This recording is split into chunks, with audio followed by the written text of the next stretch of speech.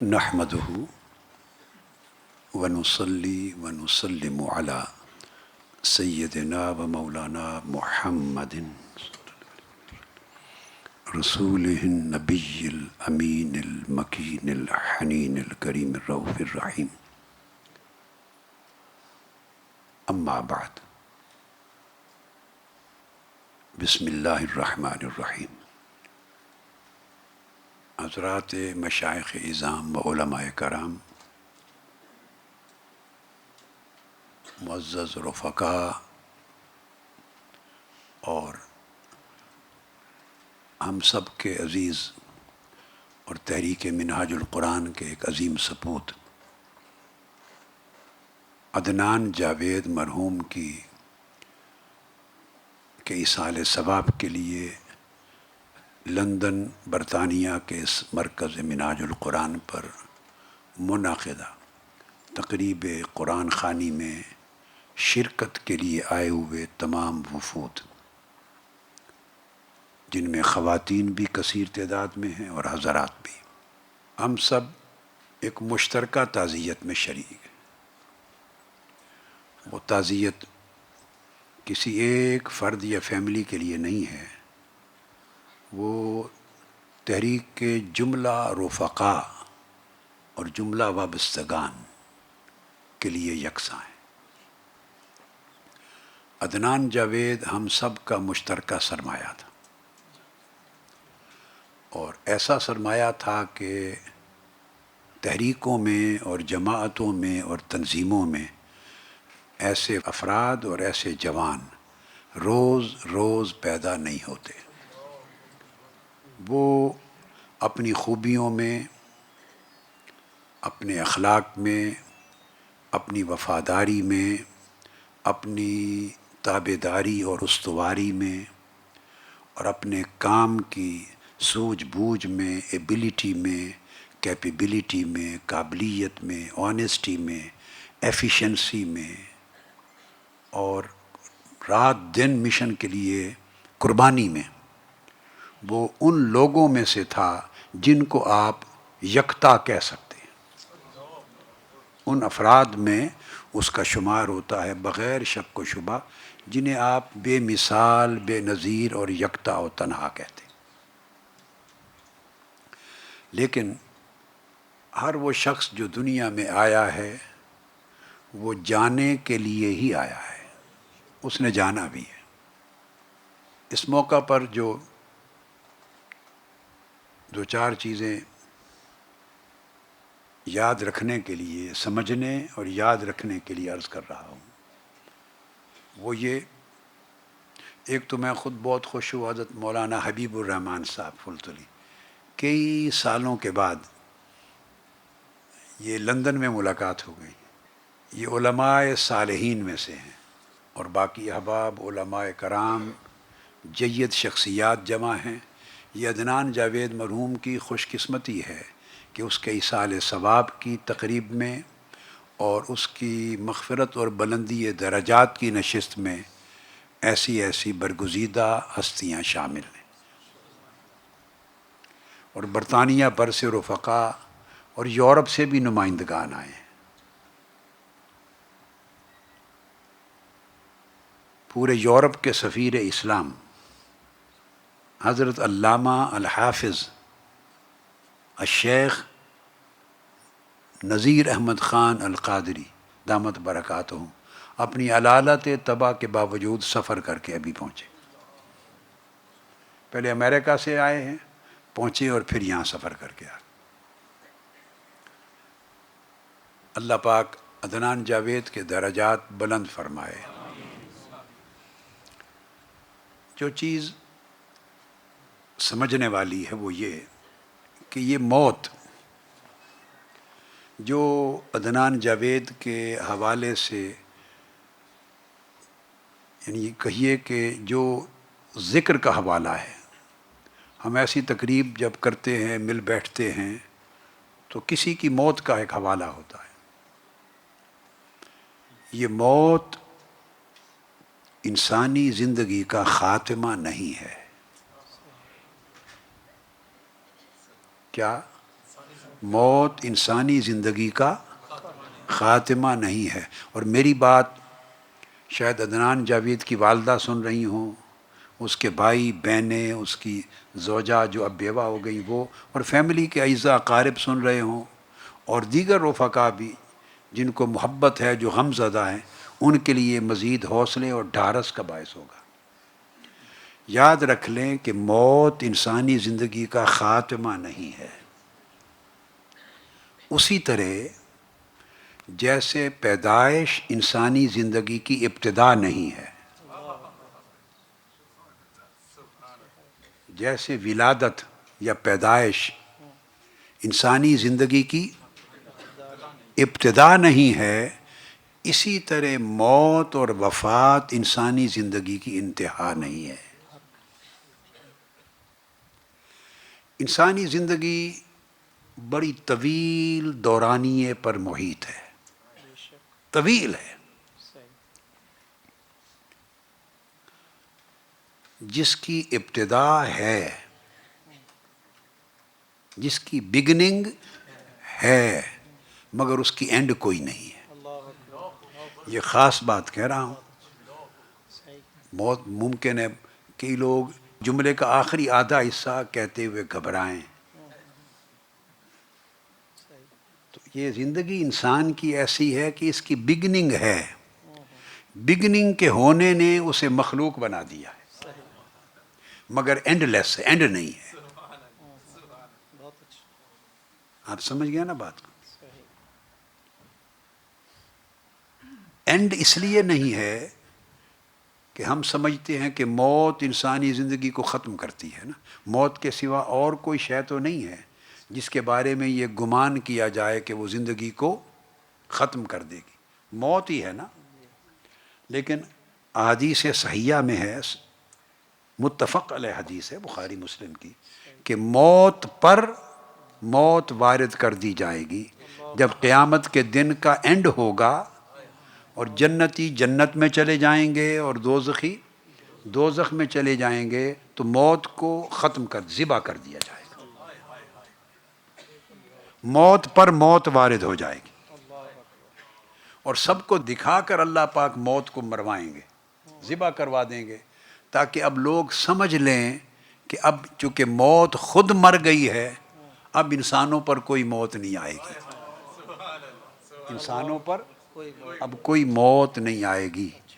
یہ وجہ ہے کہ جا بجا جہاں جنت میں داخل ہو جانے کا ذکر آیا ہے، وہاں خالدین فیہا، خالدین فیہا، خالدین فیہا، اور جہاں دوزخ میں جو لوگ گئے ہیں ان کا ذکر آیا ہے تو وہاں بھی خالدین فیہا، خلود کا ذکر آیا ہے، یعنی موت کے مر جانے کے بعد پھر ہمیشگی ہو جائے گی، جو جہاں ہے ہمیشہ رہے گا،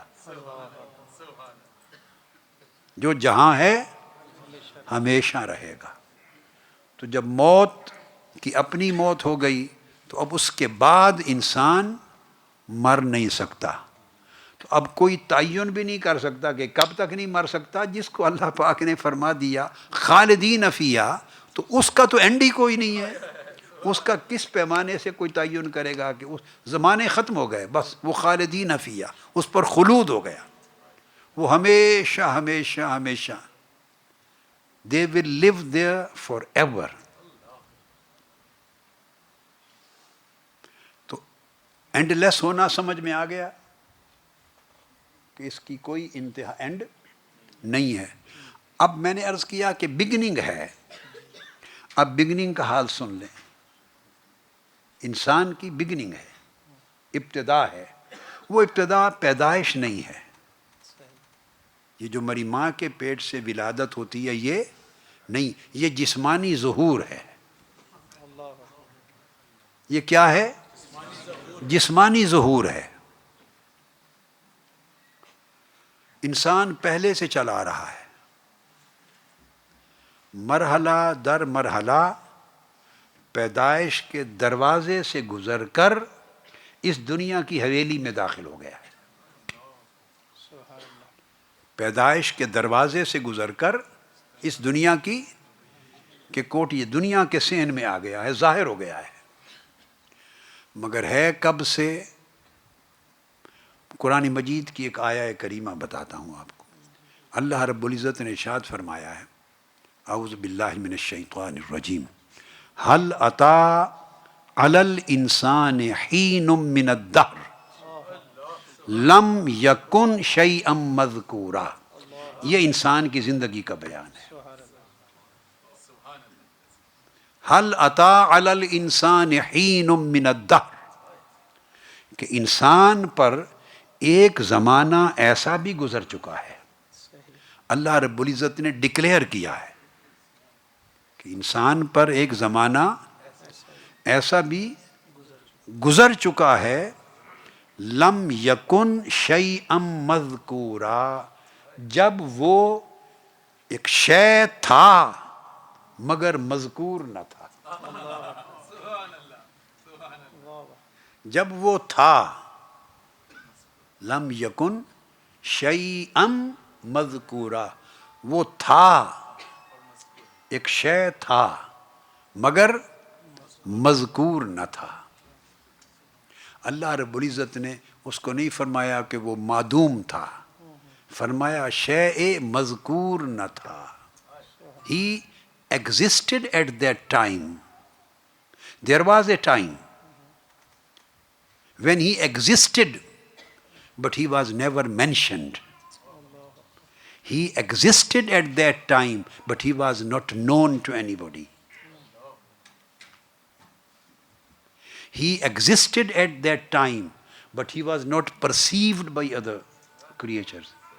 And he was not conceived by other creatures. Lam yakun shay'an madhkura. He was not mentioned. یہ جو آیت کریمہ ہے یہ بتاتی ہے کہ وہ جس دور کا ذکر کیا ہے، جس دور کا، وہ ان دنیاؤں کے، حتیٰ کہ انسان تو بہت بعد میں پیدا ہوا ہے، زمین و آسمان بھی پیدا نہیں ہوئے تھے. کیا زمین و آسمان کی بھی تخلیق نہیں ہوئی تھی، تب بھی انسان تھا. جس زمانے کا ذکر ہے وہ ذکر کرتے ہوئے اس کو جو تھا، تو جس زمانے کا ذکر ہو رہا ہے اس وقت وہ تھا اور اس کا نام بھی انسان تھا. یہ بات توجہ طلب ہے کہ وہ تھا. کوئی یہ نہ کہے کہ وہ فقط یہ تھا اور یہ نہ تھا، وہ یہ تھا اور یہ نہ تھا. نہیں، ارشاد فرمایا هل اتی علی الانسان. اگر انسان یہ عنوان بعد میں آتا اور یہ زمانہ اس سے پہلے کا ہوتا تو اس کو انسان کے عنوان سے ذکر نہ کیا جاتا، انسان کے نام سے اس کا ذکر نہ ہوتا. فرمایا کہ انسان پر ایک زمانہ ایسا بھی گزر چکا ہے، جس کا مطلب دو چیزیں ثابت ہو گئی کہ ایک تو یہ کہ وہ تھا اور دوسری یہ کہ اس کا نام بھی انسان تھا.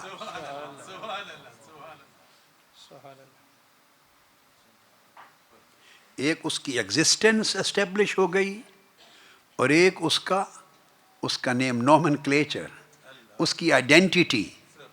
ہی ایگزسٹڈ ود ہز آئیڈینٹیٹی، اس کی پہچان اور نام بھی تھا کہ انسان ہے. تو موجود تھا، مفقود نہیں تھا، موجود تھا، معدوم نہیں تھا، اور اس کا نام بھی انسان تھا. اس کا نام بھی انسان تھا. آگے بڑھتے ہیں، لیکن چونکہ ایک بات آ گئی اور میرے ذہن میں ایک خیال آ رہا ہے، میں نے کہا چو اس کو بھی کر دوں، سمجھا دوں. ہے وہ براہ راست آج کی گفتگو سے متعلق نہیں ہے مگر ہے بھی، براہ راست نہیں مگر ہے بھی، اس لیے وہ میں کر دوں. ذہن میں خیال آ سکتا ہے کہ جب نہ زمین تھی نہ آسمان تھا اور پتہ نہیں اور بھی کیا مخلوق ہوگی یا نہیں ہوگی، ملائک ہوں گے، عالم انوار ہوگا، کیا ہوگا، تو وہ اس کا نام انسان کیسے رکھا گیا؟ کس نے رکھا اور کیوں رکھا؟ آپ اور ہم تو یہ سمجھتے ہیں نا کہ یہ دنیا بنی اور اس میں جب سے آدم علیہ السلام کو تخلیق کیا گیا تو اس کے بعد جو کہتے ہیں بنی آدم آ گئے اور بنی نوع انسان آ گئے اور تب سے انسان ہو گیا، ایسا ہی سمجھتے ہیں نا؟ ایسا نہیں ہے کہ آدم علیہ السلام کی تخلیق کے بعد تاریخ کے کسی زمانے میں لوگوں نے یا معاشروں نے، سوسائٹیز نے، کمیونٹیز نے یا لیونگ کریچرز نے اس کا نام انسان رکھ دیا ہے کسی ہسٹری کے اسپیسیفک ٹائم میں. ایسی نہیں ہے. جب یہ آدم علیہ السلام کی تخلیق، جسمانی تخلیق، کیا جس کا ذکر قرآن پاک میں آیا، یہ بھی بعد میں ہوئی. زمین و آسمان کی کائنات بھی بعد میں بنی، تو انسان تو پہلے سے تھا اور اس کا نام بھی انسان تھا. جب یہ بات آپ سمجھ گئے، چونکہ قرآن کہتا ہے کہ ایک زمانہ انسان پر ایسا گزرا ہے، انسان پر ایسا گزرا ہے جب وہ کوئی شے تھا مگر مذکور نہیں تھا، یعنی اس کا ذکر نہیں تھا. اب جب اس کا نام انسان بیان کیا کہ اس وقت بھی وہ موجود تھا تو انسان کے عنوان سے تھا. تو اب سوال پیدا ہوا کہ وہ انسان، اس کا نام کس نے رکھا؟ یہ بات میں نے کہا کہ آگے بڑھتے ہوئے خیال آ گیا کہ اس کو تھوڑا سا ایکسپلین کر دوں. اور کیوں رکھا گیا، یہ انسان کیسے کہلایا؟ یہ ایک بڑی ایمان افروز سی چیز ہے اور ذوق انگیز بھی ہے. انسان جو ہے یہ آناسا سے ہے. اس کا مادہ کیا ہے؟ آناسا. اہل لغت کہتے ہیں اس کا مادہ کیا ہے؟ آناسا. بعض اہل لغت کہتے ہیں کہ اس کا مادہ ہے ناسیہ. یہ ناسیہ سے ہے. اکثر کہتے ہیں کہ آناسا سے ہے اور بعض کہتے ہیں کہ ناسیہ سے. ناسیہ جیسے نسیان. تو میں دونوں کو پڑھ کے یہ سمجھتا ہوں کہ دونوں سے ہے. دونوں کی تحقیق لغت کی کتب میں پڑھ کر تو اس کا ماحصل یہ ہے کہ اس کے دونوں ہی اس کے مادے ہیں. کیا؟ اس کے مادے ہیں. ایک مادہ اس کا لفظی اور ایک مادہ معنوی. آناسا کہتے ہیں اس کو انس ہو گیا. آناسا کیا کہتے ہیں؟ اس کو محبت ہو گئی. اس کو محبت ہو گئی. تو انسان کہتے ہیں اس وجود کو جسے کسی سے انس اور محبت ہو جائے. انسان کہتے ہیں اس وجود کو جس کو انس ہو جائے، کسی سے مانوس ہو جائے، اس کو کسی سے محبت ہو جائے. تو جس کو انس اور محبت ہو اسے کہتے ہیں انسان. اور جس کا دل انس اور محبت سے خالی ہے وہ مادہ انسانیت سے خالی ہے. وہ مادہ انسانیت سے خالی ہے. تو انسان کہتے ہیں کہ جس کو انس ہو گیا، محبت ہو گئی. اب اور تو کوئی شے دکھائی نہیں دیتی کہ جس کی وجہ سے اس کا نام انسان رکھا گیا کہ وہ جو تھا اس کو کسی سے انس تھا. اب جس سے اسے انس تھا وہ کون تھا؟ جس سے اس کو انس تھا، محبت تھی، یعنی اس کا محبوب کون تھا؟ وہ اس محبت نے اس کا عنوان اور نام انسان رکھا. اس محبت نے اس کا نام، اس انس نے اس کا نام انسان رکھا. اور یہ مانوس کس سے ہوا؟ وہ ذات حق تھی.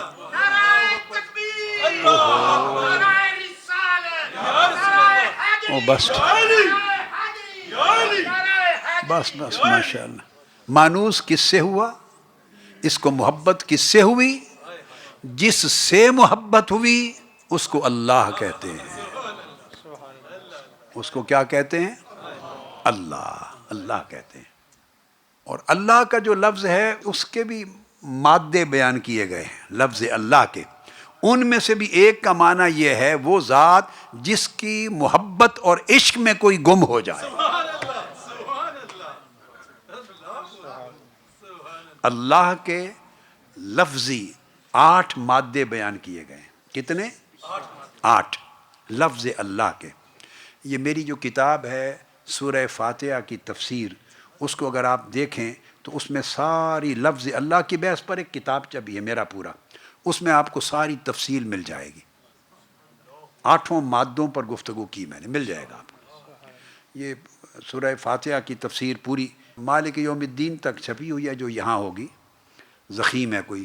پہلے 3 آیات کی جو چھپی، پھر بعد میں عربی میں کر دی ہے میں نے۔ پہلی 3 آیات پہ جو چھپی، باقی غیر مطبوعہ رہی، وہ کوئی 1500 صفحات کی ہے، مالک یوم الدین تک پہلی 3 آیتوں، وہ 1500 صفحات کی 2 جلدیں ہیں۔ اس میں لفظ اللہ کی بحث بڑی تفصیل سے مبسوط بحث ہے، مادے۔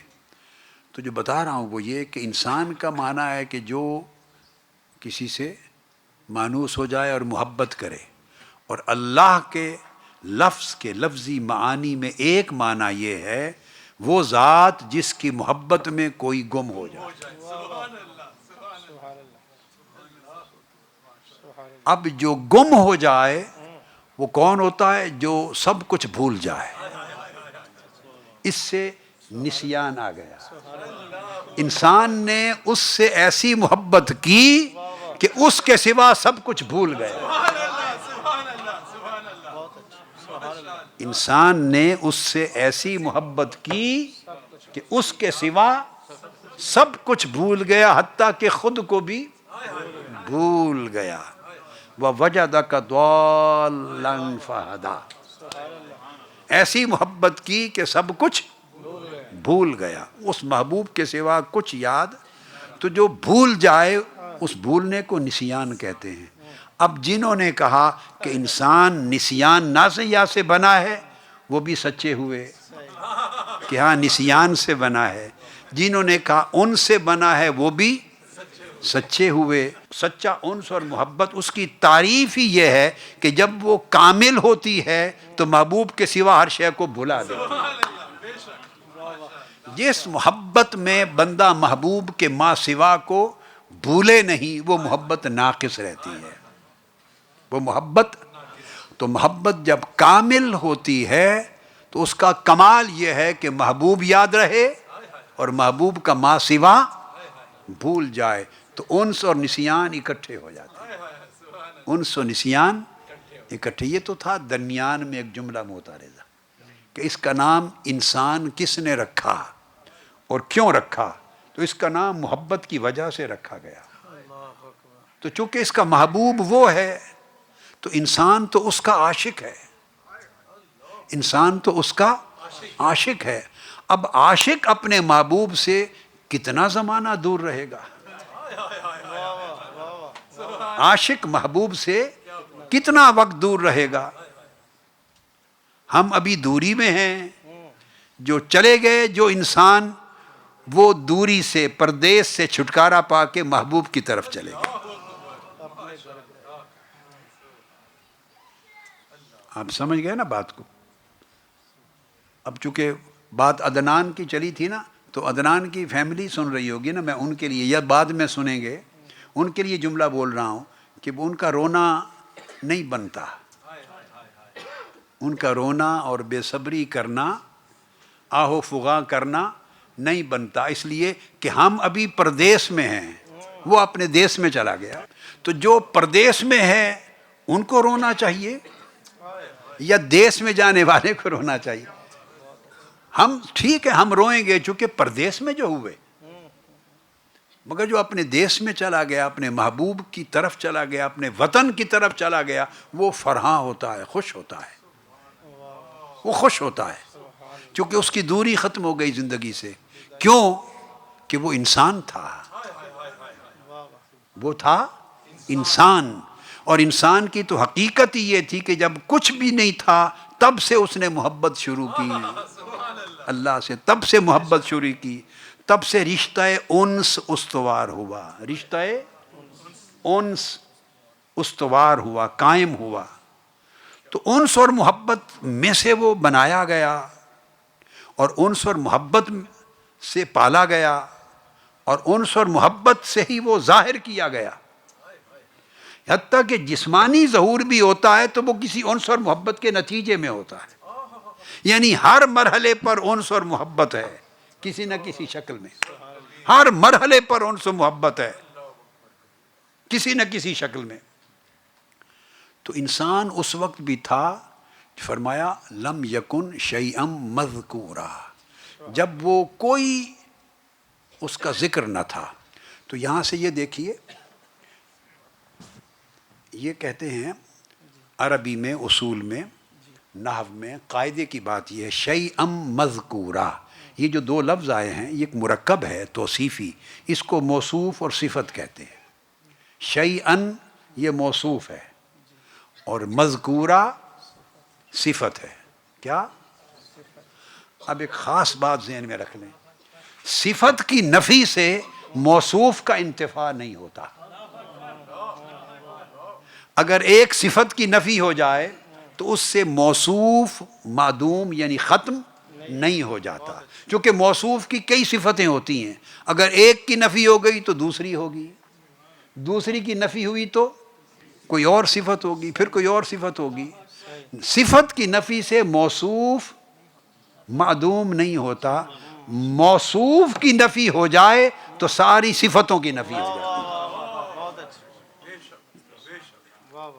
موصوف کی نفی ہو جائے کہ موصوف نہیں تھا، موصوف ذات ہوتی ہے، موصوف کیا ہوتی ہے؟ ذات، کہ یہ ذات موصوف نہیں تھا یعنی ذات نہیں تھی۔ جب ذات نہ ہو تو پھر صفات بھی نہیں ہوں گی۔ مگر مخلوق کا طریق یہ ہے کہ مخلوق کی کئی صفات ہیں، اگر ایک صفت نہیں تو کیا ہوا؟ موصوف یعنی ذات تو ہے۔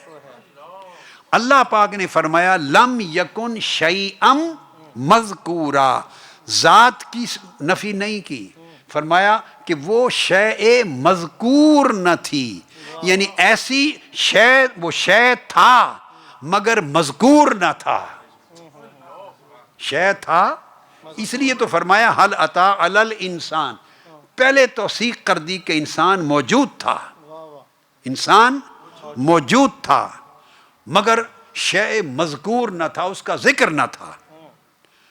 اب جب مذکور نہ تھا تو یہ کیا شان ہے؟ کوئی کہے گا بھی یہ کیا شان ہوئی جس کا ذکر ہی نہیں؟ آپ کہہ سکتے ہیں نا کہ یہ کیا شان ہے جس کا ذکر ہی نہیں، یہ تو ہماری سوچ ہے، مگر یہی تو بڑی شان ہے، جس کا ذکر نہ ہو یہ بہت بڑی شان ہے، جس کا ذکر نہ ہو یہ بہت بڑی شان ہے۔ آپ کہیں گے کیسے؟ وہ یہ جس کا ذکر نہ تھا، اس کا مطلب یہ ہوا کہ وہ ایک ایسا حسن تھا جو مخفی تھا، وہ ایک ایسا حسن تھا جو مخفی تھا، خفا میں تھا، اس لیے مذکور نہ تھا، اس لیے مذکور نہ تھا۔ مذکور کیوں نہ تھا؟ کہ کوئی دیکھے تو تبھی کوئی دیکھنے والا ہوگا تو دیکھے گا، دیکھے گا تو ذکر کرے گا نا۔ تو انسان اتنا قدیم تھا کہ اس کو دیکھنے والے سب بعد میں آئے ہیں، دیکھنے والوں نے دیکھ کر ہی ذکر کرنا تھا نا۔ تو لم یکن شیئا مذکورا کا معنی یہ نکلا کہ وہ تھا اور کوئی نہ تھا مخلوق میں۔ کیا؟ مخلوق میں وہ تھا اور کوئی نہ تھا، اور اگر کوئی اور تھا بھی تو اس کو دیکھ نہ سکتا تھا، اس نے اپنے محبت کے حجابات میں چھپا رکھا تھا، یا تو سوائے اس کے تھا کوئی نہیں، اور اگر تھا تو دیکھنے کی اجازت نہ تھی، چھپا ہوا تھا، مخفی تھا۔ انسان تو ایک ایسا زمانہ گزرا ہے جس وقت اللہ رب العزت نے اسے خفا کے پردوں میں چھپائے رکھا۔ کتنا زمانہ چھپائے رکھا اس کا کسی کو اندازہ نہیں، اندازہ ہی نہیں۔ یہ تو بعد میں باقی مخلوقات ہونے لگی تو جاننے لگی، تو جتنا جاننے لگی اتنا ذکر کرنے لگی۔ لم یکن شیئا مذکورا میں جب کوئی ذکر کرتا ہے، یاد رکھ لیں، جب کوئی ذکر کرتا ہے تو کیسے کرتا ہے؟ جان کر ہی ذکر کرتا ہے نا، اور جتنا جانتا ہے اتنا ذکر کرتا ہے، جتنا جانتا ہے اتنا، اور جتنا نہیں جانتا، جس قدر نہیں جانتا اس کا ذکر نہیں کرتا، اس کا ذکر۔ اس طرح آقا علیہ الصلوۃ والسلام کی بھی ذات اقدس کا کچھ لوگ تھوڑا ذکر کرتے ہیں، کچھ زیادہ کرتے ہیں، کچھ بہت زیادہ کرتے ہیں، کچھ بہت ہی زیادہ کرتے ہیں، کم و بیش کرتے ہیں، لوگ جھگڑتے ہیں، لوگ جھگڑتے ہیں۔ میں ہمیشہ کہتا ہوں کہ جھگڑا ناروا ہے، جھگڑا بنتا نہیں، جھگڑا بنتا نہیں، اس لیے کہ کوئی جتنا جانتا ہے اتنا ہی مانتا ہے، جو جتنا جانتا ہے اتنا ہی مانتا ہے، اور جتنا مانتا ہے اتنا ذکر کرتا ہے۔ اب کوئی کم جانتا ہے، کوئی زیادہ جانتا ہے، تو ہر کوئی شیخ اکبر تو نہیں ہے، ہر کوئی غوث الاعظم تو نہیں ہے، ہر کوئی داتا گنج بخش علی حجویری تو نہیں ہے، ہر کوئی خواجہ غریب نواز تو نہیں ہے، ہر کوئی جنید بغدادی تو نہیں ہے، ہر کوئی اویس قرنی تو نہیں ہے۔ جو جتنا جانتا ہے اتنا مانتا ہے۔ جھگڑا کس چیز کا بنتا ہے؟ جھگڑا شکر ادا کریں، کسی کو اس رب نے توفیق دے دی زیادہ جانے اور زیادہ مانے، جو کم مانتا ہے اس کے لیے دعا کریں کہ وہ اور جانے۔ اور تو انسان کا جب ذکر نہ تھا تو اس کا مطلب ہے اس کو جاننے والے مخلوق میں زیادہ نہ تھے یا کوئی نہ تھا۔ جب اس کو جانتا کوئی نہیں تھا سو اس کا ذکر کوئی نہیں کرتا تھا۔ ٹھیک ہے؟ اور ایک دوسری بات اس سے آگے اور سمجھ لیں، جب مذکور ہو گیا یعنی کسی کا ذکر ہونے لگا، کسی کا ذکر ہونے لگا تو وہ محدود ہو گیا۔ جس کا ذکر ہونے لگے، یہ ساری باتیں مخلوق کے دائرے کے لیے کر رہا ہوں، دائرہ خلق میں جس کا ذکر ہو وہ اتنا محدود ہو جاتا ہے۔ اگر خاموش رہوں میں تو ہی ہے سب کچھ۔ اگر خاموش یعنی یہ شعری رعایت ہوتی ہے، خاموش کو نہیں الف گرا کے خاموش، اگر خاموش رہوں میں تو ہی ہے سب کچھ، جو کچھ کہا تو تیرا ذکر ہو گیا محدود، جو کچھ کہا تو تیرا ذکر ہو گیا محدود۔ جب بندہ کسی کا ذکر کرتا ہے تو وہ لوگ جب اس کا ذکر سن کر جانتے ہیں تو وہ محدود ہو جاتا، اتنا ہی جانتے ہیں جتنا کسی نے ذکر کیا۔ جو مذکور ہوگا وہ مفہوم ہوگا، اور جو مفہوم ہوگا سمجھ میں آئے گا، وہ سمجھ والے کی جتنی سمجھ ہے اتنا سمجھ میں آئے گا، جتنی سمجھنے والے کی سمجھ ہے اتنا مفہوم ہوگا۔ تو مذکور اور مفہوم اور فہم یہ سارے کوریلیٹڈ چیزیں ہیں، تو وہ بندہ اس کا حسن محدود ہو جاتا ہے۔ اور جب فرمایا لم یکن شیئا مذکورا، اس میں اللہ رب العزت دراصل سمجھانا یہ چاہتے ہیں کہ لوگوں کہ وہ تھا مگر ایک ایسی شے تھا کہ مذکور نہ تھا۔ اس کا مطلب یہ ہے کہ تمہارے فہم سے ماورا تھا اور حدود سے ماورا تھا۔ تو انسان ایک زمانے میں لامحدود رہا ہے، ایک زمانے میں لامحدود رہا ہے۔ بھئی یہ تو دنیایں پیدا ہوتی گئیں، عوالم پیدا ہوتے گئے، اور اس میں انسان درجہ بدرجہ ظاہر ہوتا گیا۔ عالم ملکوت پیدا ہوا، اس میں ظاہر ہوا،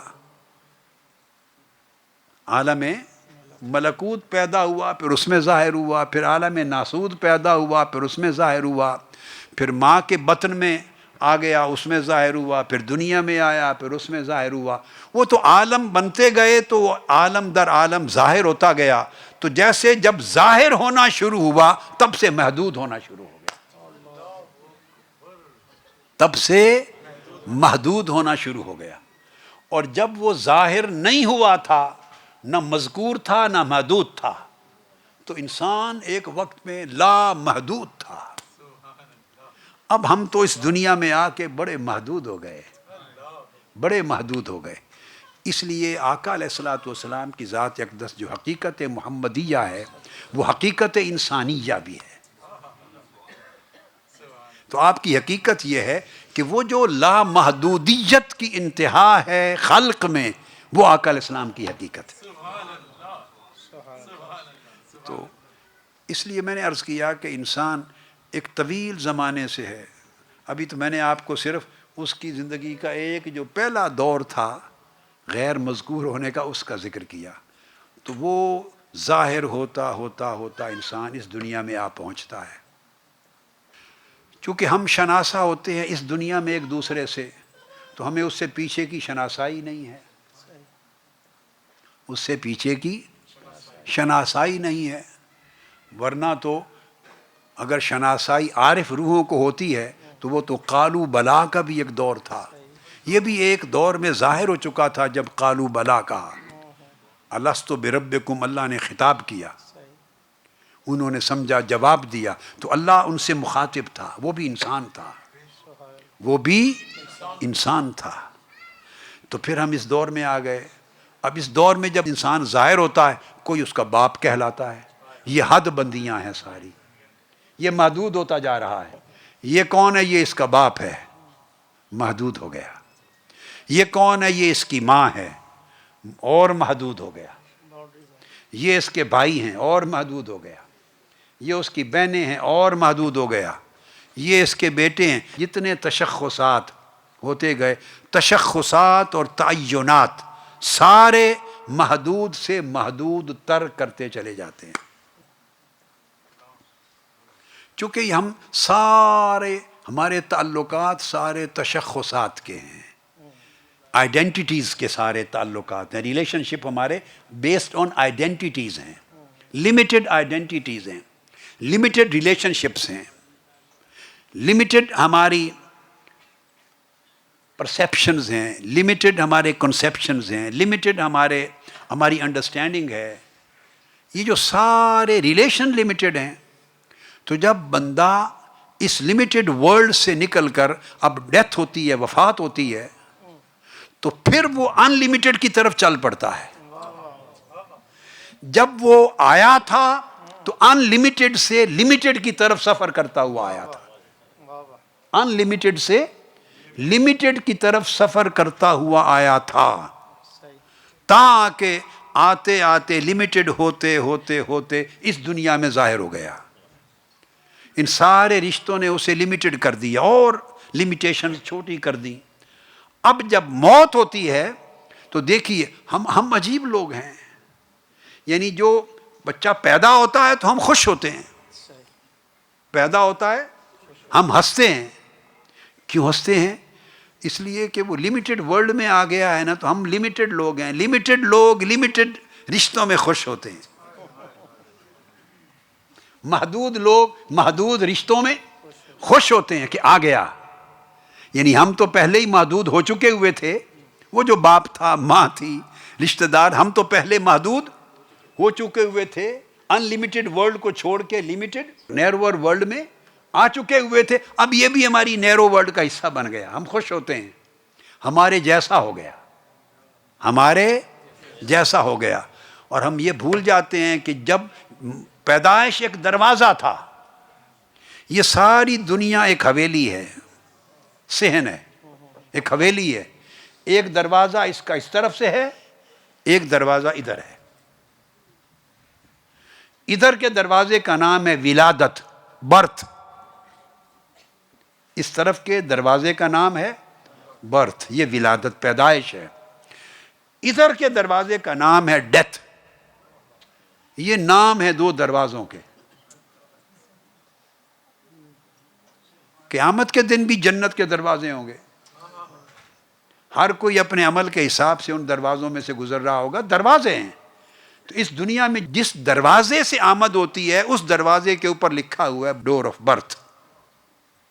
اور جب وہ اپنا محدود وقت ختم کر کے لامحدود کی طرف چل پڑتا ہے، ان لمیٹڈ ورلڈ کی طرف جاتا ہے، اس دروازے کا نام ہے ڈیتھ، موت، وفات. کیا نام ہے؟ بولیے. آپ بولتے ہیں نا وفات، دو لفظ بولتے ہیں، ایک وفات بولتے ہیں، ایک وصال بولتے ہیں۔ وفات، وفات کا معنی مر جانا نہیں ہے، وفات کا معنی مر جانا نہیں ہے، اس دنیا کی زمینی زندگی کا زمانہ پورا کرنا، اس کو وفات کہتے ہیں۔ جو ٹرم یہاں رہنے کے لیے فکس ٹرم تھی، اس دنیا میں جو چند سال گزارنے کی جو ٹرم، جو اپوائنٹمنٹ لے کے بندہ آیا تھا فار دس اسٹیشن، جاب میں بھی اپوائنٹمنٹس نہیں ہوتی، پھر ٹرانسفر بھی ہوتی ہے۔ کبھی ٹرانسفر کو کسی نے موت کہا؟ ٹرانسفر ہونے پر کوئی رویا؟ ٹرانسفر موت ہے؟ نہیں ہے۔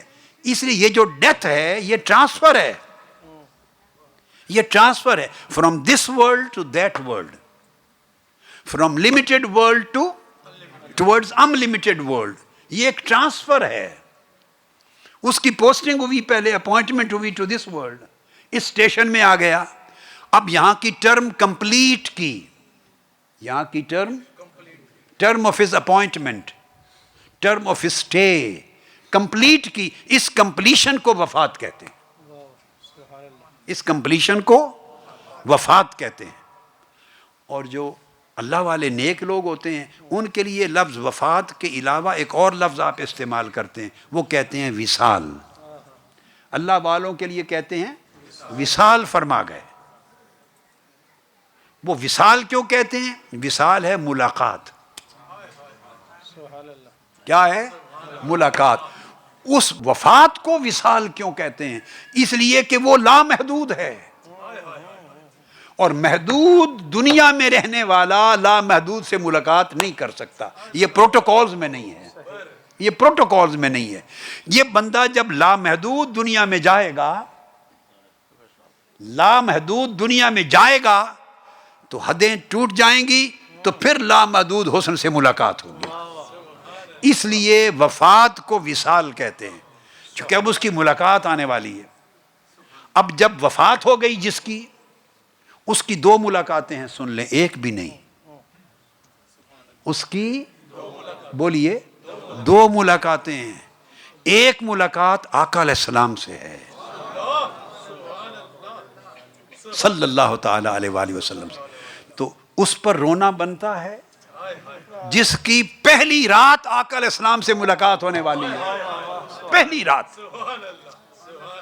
وہ محدود تھا تو پردوں میں تھا، اور وہ ذات اور وہ حسن بھی پردوں میں تھا۔ جو ہی اس نے سفر کیا محدود سے لامحدود دنیا کی طرف، لمیٹڈ سے ان لمیٹڈ ورلڈ کی طرف پردے اٹھے، تو پہلی شام پہلی ملاقات آ گئی، آقا علیہ السلام کی ملاقات آ گئی۔ تو آقا علیہ السلام کی ملاقات بالمشافہہ، اور فرشتے آقا علیہ السلام کا چہرہ انور اور وجود مبارک دیکھے گا قبر میں۔ قبر اس کی آرام گاہ ہے، قبر اس کا بیڈ روم ہے۔ اور ہم اس لیے پریشان ہوتے ہیں، ہم سمجھتے ہیں قبر وہی ہے جو ہم نے کھودی تھی، وہ جو 6 فٹ کی قبر کھودی تھی، بھئی وہ 6 فٹ کی جو کھودی تھی اور اس کی اتنی ویڈتھ تھی، اتنی چوڑائی تھی، اتنی لمبائی تھی، یہ اسی وقت تھی جب تک وہ جانے والا گھر والا اس کے اندر گیا نہیں تھا۔ جب بند ہو گئی، جب بند ہو گئی تو دائیں طرف سے وہ دیوار گرا دی جاتی ہے، وہ کھل گئی اور وہ قبر جنت کے ساتھ ملا دی جاتی ہے، تو قبر بھی یہاں لمیٹڈ ہو جاتی ہے۔ 70 گز چوڑائی تو پہلے ہی ہو جاتی ہے، مگر جو ہی وہ امتحان سے فارغ ہو کے ملاقات، یہ جو وقفہ سوالات ہوتا ہے، کیا یاد رکھ لیں، کیا یا مرحلہ سوالات جو ہوتا ہے، وہ اگر نیکی کی زندگی گزار کے، وفاداری کی زندگی گزار کے بندہ گیا ہو، مرحلہ سوالات حقیقت میں لمحہ ملاقات ہوتا ہے، وہ لمحہ ملاقات ہوتا ہے، اس مرحلے پر ملاقات ہوتی ہے۔ اور جب ملاقات ختم ہو جاتی ہے تو دیکھتا ہے تو وہ دیوار ہی نہیں ہوتی، وہ دیوار ہی نہیں ہوتی، وہ دیکھتا ہے تو جنت کھل چکی ہوتی ہے، جنت کھل چکی ہوتی، اور جنت ارضها السماوات والارض، زمین و آسمان کی ساری کائنات وہ اس کی چوڑائی میں آ جاتی ہے، وہ قبر کھل جاتی ہے، تو وہ اس لیے ہم سوچتے ہیں کہ چھوٹی سی جگہ پہ چلا گیا. بھائی چھوٹی سی جگہ آپ کی اور ہماری ہے. کسی کا مرلوں کا گھر ہے, کسی کا کنالوں کا گھر ہے, کسی کا 10 کنال کا گھر ہے, اور کیا تیر مار لو گے. چلو بھائی کوئی بہت ہی لوٹ مار کر لے گا تو ایکڑوں کا گھر بنا لیتا ہے نا, اس سے آگے تو کچھ نہیں. بھائی وہاں ایکڑوں کی نہیں, زمین و آسمان کی ساری کائنات اس کی قبر کے اندر آ جاتی ہے. کوئی تقویٰ کی زندگی گزار کے جائے تو اس کی قبر جب کھلتی ہے تو زمین و آسمان کی فراخیاں اس کے اندر آ جاتی, وہ اس کی قبر ایکسٹینشن ہو جاتی ہے جنت کے ساتھ. تو وہ تو محدود دنیا سے گیا, لامحدود میں چلا گیا. جب لامحدود میں گیا تو پہلی ملاقات کر کے اب اگلی, جب لامحدود دنیا میں گیا تو پھر مولا کی ملاقات کا آگے وقت آئے گا. پھر اس کی ملاقاتیں ہیں اور پھر وہ وہاں رہتا ہے اس دن تک جب آواز آئے گی تو اٹھایا جائے گا, اٹھایا جائے گا. پھر آگے کے احوال ہیں, پھر آگے کے. تو جب وہ قیامت کا دن ختم ہوگا تو میں نے کہا موت کو ذبح کر دیا جائے گا, ایسے مینڈے کی طرح اس کو شکل دے کر ذبح کر دیا جائے گا. بتا دیا جائے گا کہ اب موت مر گئی, اب موت. لو خوش نصیب ہو, اب جن جگہوں پر میری قربت کے جن باغوں میں آ رہے ہو, اب یہاں سے نہ تمہیں کوئی نکالے گا نہ تمہارے اوپر موت آئے گی. تو زندگی ایسی گزاریں کہ اس لامحدود دنیا کی تیاری ہو جائے, لامحدود دنیا کی تیاری ہو. زندگی ایسی گزارے, یہ محدود دنیا ہے, اس میں لامحدود دنیا کی تیاری کرنی ہے. اللہ رب العزت ہمارے حال پہ کرم فرمائے. وما علینا الا البلاغ. والسلام علیکم ورحمۃ اللہ وبرکاتہ.